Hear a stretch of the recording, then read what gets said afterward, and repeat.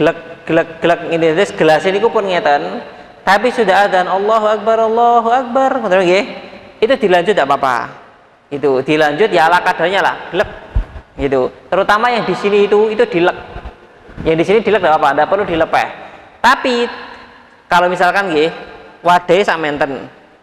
Nah, kemudian kita tadi baru ngabiskan setengahnya. Lah setengahnya jangan dilanjutkan. Gitu. Jadi yang ini aja gitu, yang masih di sini, yang masih di sini itu dilek tidak apa-apa. Disalehne, sampun. Tapi kalau kita makan gitu, sego pecel Bang Rokim, ngoten nggih. Kita makan nasi pecel. Terus apa? Tiba-tiba adzan dan belum minum. Nggih, minum sih angsal mboten? Tidak boleh. Nah terus keselak no, lagi konsekuensi itu gitu. Kenapa gitu? Ya karena gitu. Karena sudah adzan subuh. Jadi kalau misalkan nggih, kita makan nasi pecel gitu. Soalnya nasi pecel adzan gitu. Ya nasi pecel tidak usah dihabiskan kalau belum habis gitu. Kemudian air minum sini nggak usah diminum gitu. Kecuali tadi nggih dewau lauke babat ngoten nggih. Lah babate pun mriki niku mboten dilepeh. Tapi langsung tetap dimakan. Nah itu tidak apa-apa. Tapi kalau yang di luar masih di sini itu tidak boleh untuk dilanjutkan. Ngoten nggih. Nah makanya salah satu fungsinya adanya imsak itu supaya kita rada cepat untuk makan itu sehingga tidak nabrak waktu adzan subuh. Ngoten nggih. Nah itu kaitannya dengan masalah waktu. Sekarang kita lanjutkan. Nah ini siapa saja sih yang wajib untuk melaksanakan puasa? Ini namanya syarat melaksanakan puasa. Yang pertama yang wajib melaksanakan puasa itu ialah muslim. Bapak Ibu, ini saya kasih wajib dan sah. Ini maksudnya wajib dan sah. Maksudnya ngeten. Ini termasuk syarat wajib dan syarat sah. Syarat wajib itu gini. Kalau sudah muslim berarti dia wajib. Kalau sudah muslim dan dia puasa berarti puasanya napa? Sah. Kebalikannya muslim napa Bapak Ibu? Kafir, non muslim. Maka orang non muslim itu tidak wajib melaksanakan puasa. Karena ayatnya itu berbunyi ya ayyuhalladzina amanu kutiba alaikumussyam. Awalnya itu ya ayyuhalladzina amanu, artinya wahai orang-orang yang beriman. Jadi yang dipanggil itu hanya orang-orang beriman. Orang tidak beriman tidak masuk kewajiban puasa. Nomor 2, akil. Akil itu orang yang berakal. Tandanya orang yang berakal itu, kalau ditimbali nyauri itu tandanya orang berakal. Meskipun tubuhnya tidak bisa apa-apa, tapi kalau misalkan dipanggil itu masih nyauri, itu namanya berakal. Kebalikannya orang berakal ini pun apa Bapak Ibu? Nggih. Kebalikannya orang yang kebalikannya orang yang berakal itu tidak berakal, betul. Kebalikannya tidak balik. Mampu tidak mampu, kata nggih. Nah, akil itu kebalikannya ialah gila. Jadi nak tiang sing biasanya ten dalan niku nggih, itu tidak usah diajak poso. Nggih. Itu ya tidak wajib puasanya. Kalaupun puasa nggih boten sah itu. Makanya di sini saya tulis wajib dan sah. Tidak wajib puasa dan tidak sah kalau puasa. Ngoten. Makanya orang gila mah bebas, ngoten nggih. Itu orang gila itu bebas, ndak usah diajak puasa dan kalaupun puasa ya tidak sah. Ngoten. Berikutnya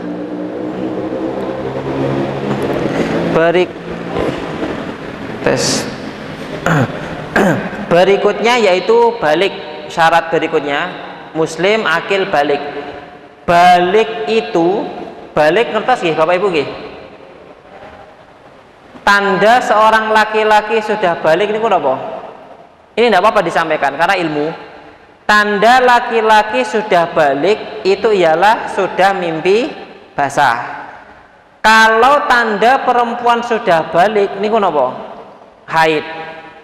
Tapi ada kasus Bapak Ibu di mana ngeten nggih, laki-laki itu biasanya sudah balik umur 12 tahun biasanya.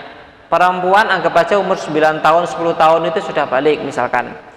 Tapi ada cerita di mana yang saya tahu itu perempuan umur 15 tahun tapi belum haid. Umurnya 15 tahun belum haid.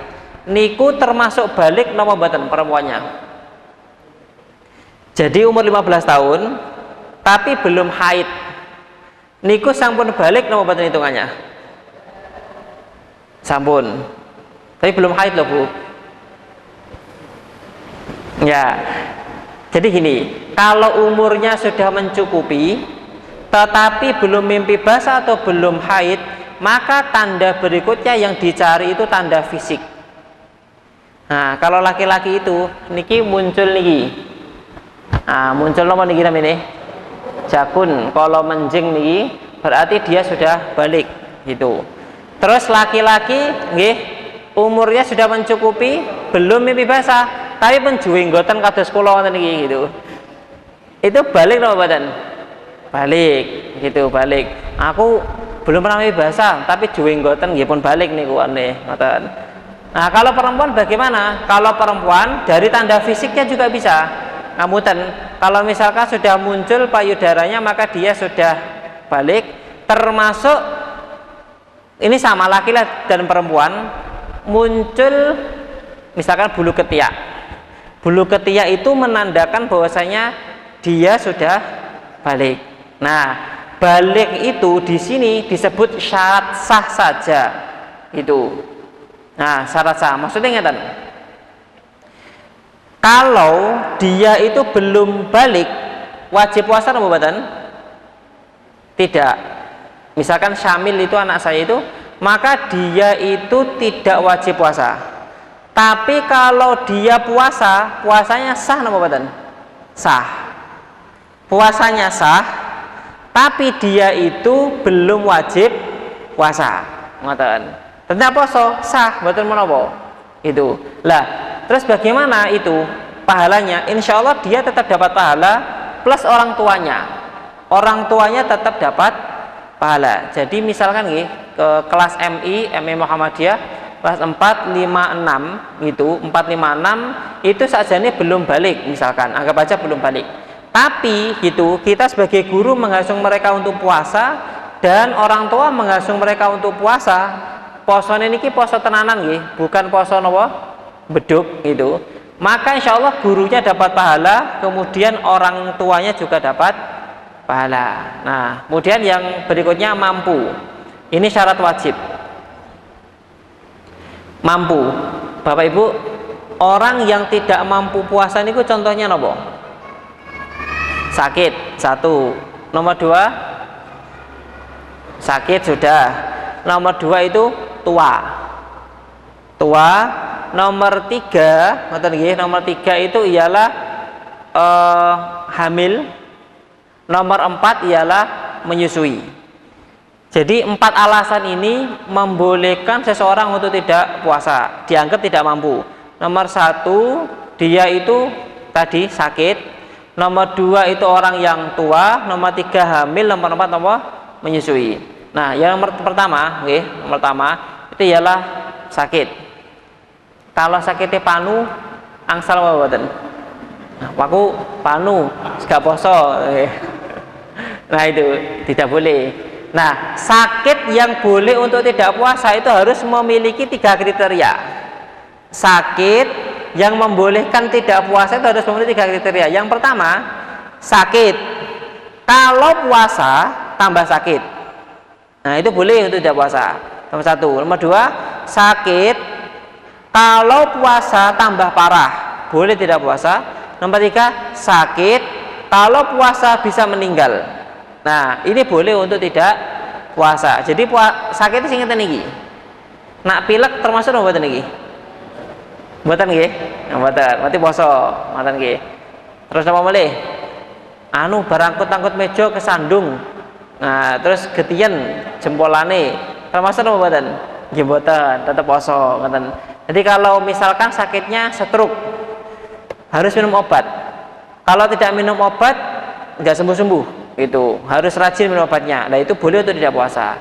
Itu kalau ada lagi misalkan ada orang sakit harus minum obat penenang. Nak mboten bisa tidur gitu. Nah maka ketika itu boleh untuk tidak puasa.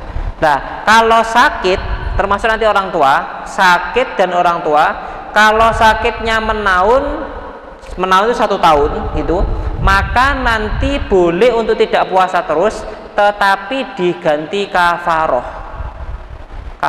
tebusan itu. Jadi dihitung mungkin 1 bulan itu pinten dan itu di kafarohi setelah bulan Ramadan. Sakit nomor 1, nomor 2 tua.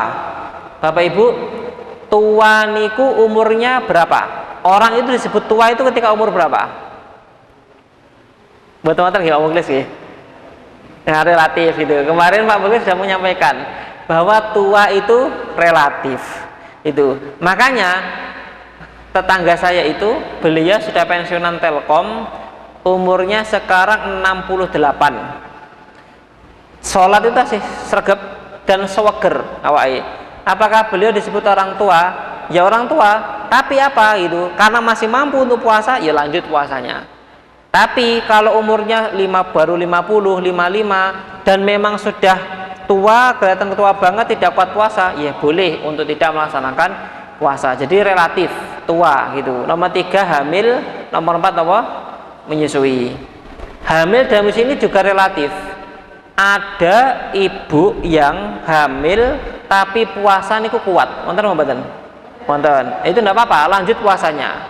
Tapi kalau misalkan hamil puasa, anak ini itu di dalam perut itu obah. Gara-gara apa? Tidak tersupport gitu anunya, nutrisinya tersupport. Jadi obah. Nah, sehingga memadoroti si anak, maka dia boleh untuk tidak puasa. Meskipun ibunya kuat, tapi anaknya sing mboten kuat itu boleh untuk tidak puasa. Terus menyusui. Apakah yang menyusui itu pasti boleh untuk batal? Ya tidak. Ada anak ibunya puasa, anaknya ini apa? Gitu. Anaknya itu santai saja. Jadi tidak masalah. Nah, itu tetap lanjut puasa. Tapi ada kasus di mana ketika ibunya puasa, anaknya dimimii itu tasih nopo? Nangis. Ngoten nggih ibu nggih. Jadi ibuke poso, anak ini dimimii nangis terus. Soalnya apa? Kata orang-orang itu air susunya itu encer karena tidak disupport dengan nutrisi. Nah, ketika seperti itu maka boleh untuk tidak puasa. Nah, kalau tidak puasa, kalau bisa diganti, kalau tidak nanti boleh dibayar dengan kafaroh. Saya ceritakan kemarin nggih. Teman saya itu kan bentahun itu hamil lah gitu. Lahiran ngoten niku. Jadi hamil setahun hamil, niku menyusui, hamil lagi menyusui gitu terus. Nah, ketika seperti itu gitu, lah maka boleh untuk diganti kafaroh. Boleh. Terus yang terakhir bersih dari haid dan nifas. Ini syarat sahnya. Nah ini saya bantu untuk ibu-ibu dan mbak-mbak untuk menghitung. Ini mohon perhatian. Haid itu minimal waktunya berapa lama, ibu-ibu? Minimal itu haid itu 1 hari 1 malam. Maksudnya ngetan maksudnya. Misalkan